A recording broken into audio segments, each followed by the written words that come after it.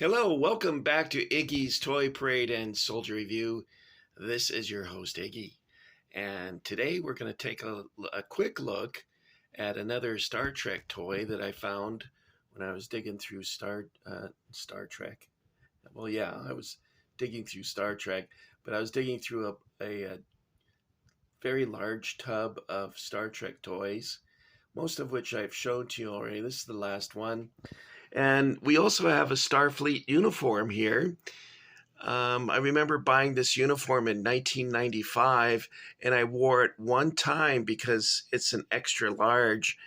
And even though at the time that I bought it, extra large was plenty big, I now wear 3X. So this would fit like a scuba suit.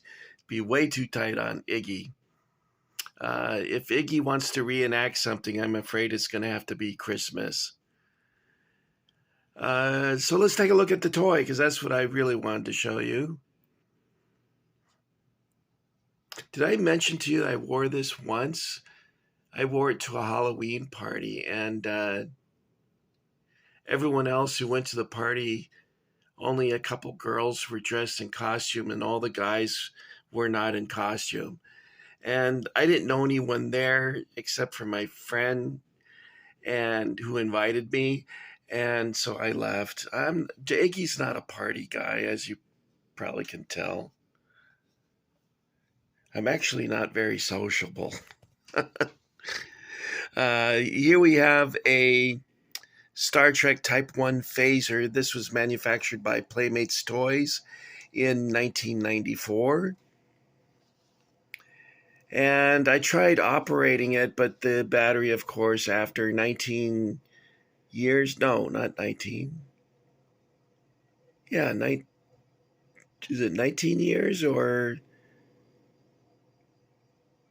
30 years? I don't know. My math skills are not there today. But I was pressing the buttons. It's not doing anything. It kind of looks like a Norelco shaver. Do you remember that advertisement where Santa Claus is riding on the back of a Norelco shaver down snow-clad hills and amongst pine trees and everything? And you're like, why is Santa Claus riding a shaver? Uh, is Santa Claus a really good guy to advertise a shaver when he himself doesn't shave? I don't know. There's always weird advertising ideas out there, isn't there? But I've showed you one of these before, but I bought several of them because I had hoped to have my wife dress up in a Starfleet uniform along with myself and go to Star Trek conventions, but that never happened. I bought the phasers. I bought communicators. I bought deluxe communications badges like you see here. The one that I bought that was deluxe, you would tap it and it would make the clicking sound that it made, electronic clicking. This is just the one that came with the uniform. It's just a pin on. But the other ones I bought were a little nicer. Let's take a look at the box. It says collector's edition. So this is 13,639. That sounds real exclusive, doesn't it? I wonder how many they made. Like 10 million or something. Not It's just a gimmick to get people to buy more stuff. And here it shows here. What's funny about it is all the gobbledygook. Like it says that this button here is disruption control. That means absolutely nothing.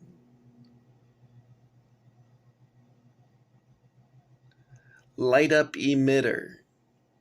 In other words, flashlight. Power level indicator. And it's just plastic. It doesn't do anything. Trigger. Oh, maybe that's Roy Rogers. Belt clip. Well, that's self-explanatory. I actually prefer these original classic phasers. I think I have a couple of those. And I like the classic communicators. They're like a cell phone, I guess. Remember the flip phone from back in the mid 90s? And this is the Borg ship, which looks like a pile of garbage.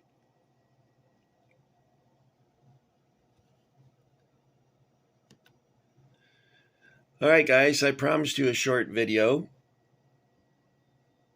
And instead, all I did was start complaining about stuff.